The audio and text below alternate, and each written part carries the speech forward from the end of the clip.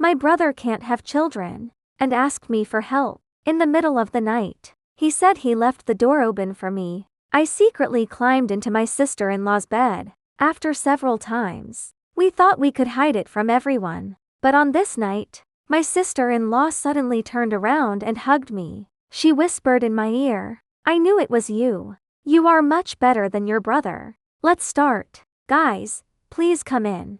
My brother got married 3 years ago. On the wedding day, all the old and young in the village came. Besides watching the fun, they heard that the bride was very beautiful, so they came to feast their eyes. Our village is quite traditional. The wedding ceremony is still the old-fashioned one. The couple kowtowed 3 times and bowed 9 times. When my sister-in-law lifted the veil for the first time and showed her face to the villagers, I saw several bachelors. Their eyes almost popped out. The bride is really beautiful. I've never seen such a beautiful person in 10 miles. Not only beautiful, look how white her face is, as if it could be pinched out of water. I said you deserve to be bachelors. You only look at women's faces, but don't know how to look at the butt. What's the point of looking at the butt? Just like this bride's big and round buttocks. She'll be good at giving birth. People around started laughing. Although I heard it, I didn't mind, because today is my brother's big day, and he could marry such a beautiful wife. I was genuinely happy for him. After the banquet, a few young people stayed to make a fuss for a while. After the wedding night, it was time for my brother and sister-in-law to be alone. I stood at the door of the new house. I saw 1 or 2 bachelors, still standing by the window and refusing to leave. So I scolded them. Shameless guys. Still want to eavesdrop? Those 2 were my childhood playmates. Seeing me driving them away, they left reluctantly. Under the moonlight, I stood by the paper window. I looked back inside. The light inside went out at this moment. 2 years later, I also got married. Although my wife is not good looking, but she is a capable worker. She manages everything in the house in an orderly manner. And in just 1 year, she gave birth to a big, fat boy. So I'm still very satisfied with my wife.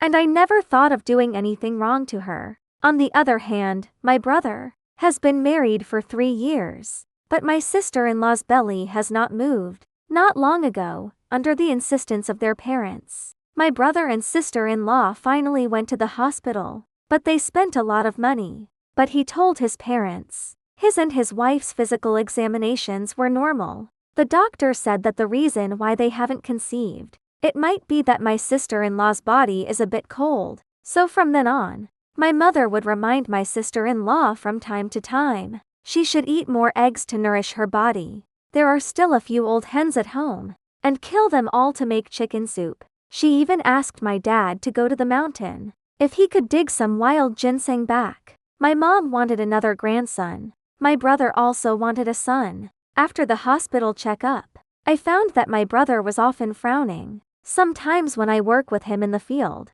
before plowing an acre of land, he would sit alone by the grass and started smoking. I couldn't bear to watch anymore. Finally, I sat beside him and asked, "Do you have something on your mind?" My brother frowned tightly, and the cigarette in his hand was almost burned to the butt. He didn't even notice. He was silent for a while. He finally spoke up and said a shocking fact. I lied to my parents. Actually, the last time I went to the hospital for a checkup, the result was that there was something wrong with me. The doctor said it was azoospermia. What is azoospermia? It was the first time I heard such a name. It means there are too few living sperm, so it's hard to get pregnant. As soon as he said that, we both fell silent. I finally understand why my brother has been frowning all this time. In our countryside, if a family doesn't have children, it's a big joke. Not to mention my parents.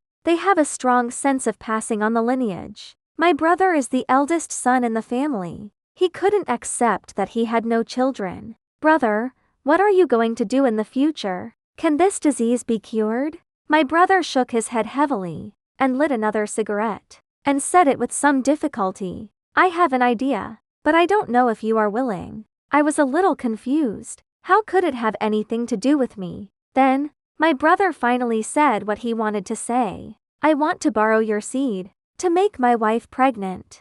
I heard it. I stood up directly. Brother, how could this work? It definitely won't work. I didn't expect that. My brother would have such outrageous ideas. His hands were shaking like a rattle. My brother seemed a little excited and grabbed my arm. You said I can't ask anyone else but you. Just help me, okay? After this conversation, I deliberately avoided my brother. I really can't imagine. How could such a thing happen to my sister-in-law? Even when I saw my sister-in-law washing clothes by the river, rolled up her trouser legs, revealing her calves as white as scallions, I felt a little uneasy. I had to pretend not to see her. I hurried past the path beside me. But at this moment, my sister-in-law turned around and called out in a lark-like voice, "Little brother-in-law, you came back early today." My sister-in-law is not only beautiful, but also has a very nice voice, especially in her tone of voice, always with a hint of coquetry. Just listening to her speak made me feel comfortable. But now I was a little red and out of breath. I pretended not to hear. I hurried back to my home, but the more I didn't think about it, the more the words my brother said that day sprouted in my heart.